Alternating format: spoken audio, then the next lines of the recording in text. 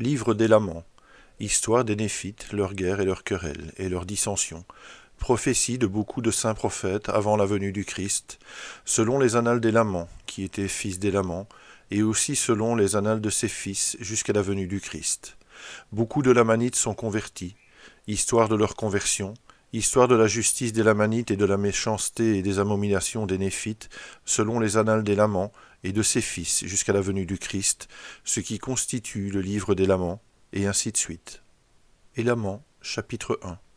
Paoran II devient grand juge et est assassiné par Kirshkumen. Pacuménie occupe le siège du jugement. Coriantum conduit les armées lamanites, prend Zaraemla et tue Pacuménie.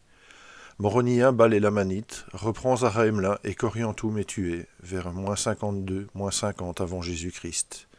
Et maintenant, voici, il arriva qu'au commencement de la 40e année du règne des Juges sur le peuple de Néphi, il commença à y avoir une grande difficulté parmi le peuple des Néphites. Car voici, Paoran était mort, et était allé où va tout ce qui est terrestre. C'est pourquoi il commença à y avoir une grande querelle concernant le point de savoir qui aurait le siège du jugement parmi les frères qui étaient les fils de Paoran. Or, voici les noms de ceux qui se querellaient pour le siège du jugement, qui firent se quereller le peuple. Paoran, Paanchi et Pacuménie. Or, ce ne sont pas là tous les fils de Paoran, car il en avait beaucoup. Mais ce sont ceux qui se querellaient pour le siège du jugement. C'est pourquoi ils causèrent 3 divisions parmi le peuple. Néanmoins, il arriva que Paoran fut désigné par la voix du peuple pour être grand juge et gouverneur du peuple de Néphi. Et il arriva que Pacuménie, lorsqu'il vit qu'il ne pouvait obtenir le siège du jugement, s'unit à la voix du peuple. Mais voici, Paanchi, la partie du peuple qui désirait qu'il fût son gouverneur, était extrêmement furieux. C'est pourquoi il était sur le point d'amener ses gens par la flatterie à entrer en rébellion contre leurs frères. Et il arriva que comme il était sur le point de le faire, voici, il fut pris et fut jugé selon la voix du peuple, et condamné à mort, car il était entré en rébellion et avait cherché à détruire la liberté du peuple. Or, lorsque ces gens qui désiraient qu'il fût leur gouverneur virent qu'il était condamné à mort, ils furent en colère, et voici, ils envoyèrent un certain Kishkumen au siège du jugement de Paoran, et assassinèrent Paoran, tandis qu'il était assis sur le siège du jugement. Et il fut poursuivi par les serviteurs de Paoran. Mais voici, la fuite de Kishkumen fut si rapide que nul ne put le rattraper.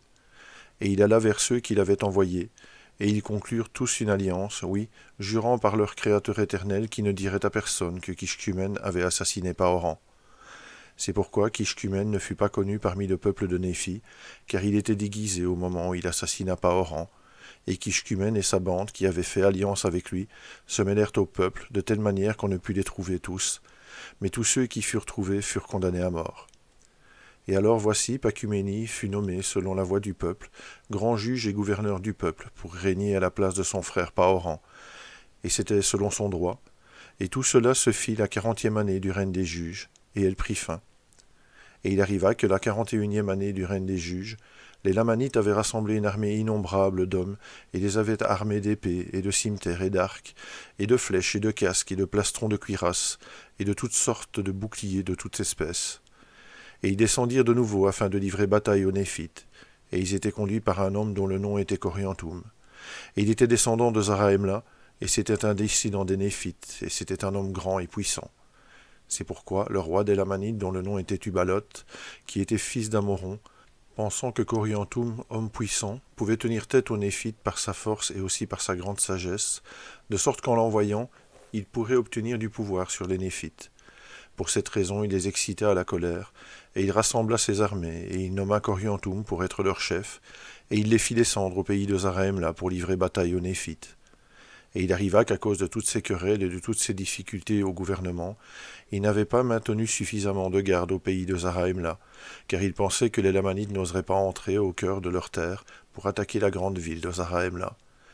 Mais il arriva que Coriantum s'avança à la tête de sa nombreuse armée, et tomba sur les habitants de la ville, et sa marche fut tellement rapide que les Néphites n'eurent pas le temps de rassembler leurs armées.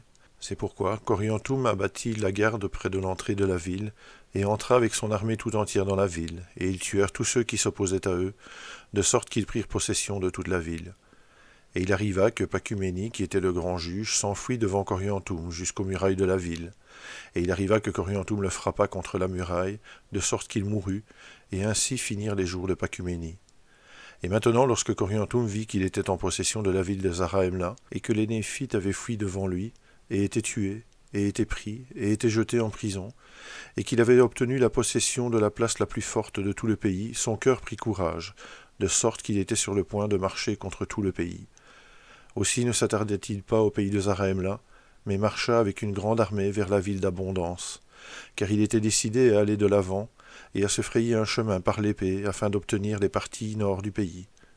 Et pensant que leur force la plus grande était au centre du pays, il alla de l'avant, ne leur donnant pas le temps de se rassembler, si ce n'est en petites troupes, et de cette manière il tomba sur eux et les tailla en pièces. Mais voici, cette marche de Coriantum à travers le centre du pays donna à Moronia un grand avantage sur lui, malgré la grandeur du nombre de Néphites qui furent tués. Car voici, Moronia avait pensé que les Lamanites n'oseraient pas venir dans le centre du pays, mais qu'ils attaqueraient les villes alentours, dans les régions frontières, comme ils l'avaient fait jusqu'à présent. C'est pourquoi Moronia avait fait garder par ses puissantes armées les régions qui se trouvaient alentour, dans les régions frontières. Mais voici, les Lamanites n'avaient pas été effrayés selon son désir, mais ils étaient venus dans le centre du pays, et avaient pris la capitale, qui était la ville de Zarahemla, et traversé les parties les plus capitales du pays, tuant les gens en un grand massacre, hommes, femmes et enfants, prenant possession de beaucoup de villes et de beaucoup de places fortes. Mais lorsque Moronia eut découvert cela, il envoya immédiatement Léhi avec une armée alentour pour les devancer au pays d'Abondance. Et c'est ce qu'il fit, et il les devança au pays d'Abondance et leur livra bataille, de sorte qu'ils commencèrent à battre en retraite vers le pays de Zarahemla. Et il arriva que Moronia les devança dans leur retraite et leur livra bataille, de sorte que cela devint une bataille extrêmement sanglante. Oui, beaucoup furent tués, et parmi les morts on trouva aussi Coriantum. Et maintenant, voici, les Lamanites ne pouvaient faire retraite ni dans un sens, ni dans l'autre, ni vers le nord, ni vers le sud, ni vers l'est, ni vers l'ouest, car ils étaient encerclés de toutes parts par les Néphites. Et ainsi, Coriantum avait plongé les Lamanites au milieu des Néphites, de sorte qu'ils étaient tombés au pouvoir des Néphites, et lui-même avait été tué, et les Lamanites se livrèrent entre les mains des Néphites. Et il arriva que Moronia reprit possession de la ville de Zarahemla, et laissa les Lamanites, qui avaient été faits prisonniers, quitter le pays en paix, et ainsi finit la 41e année du règne des juges.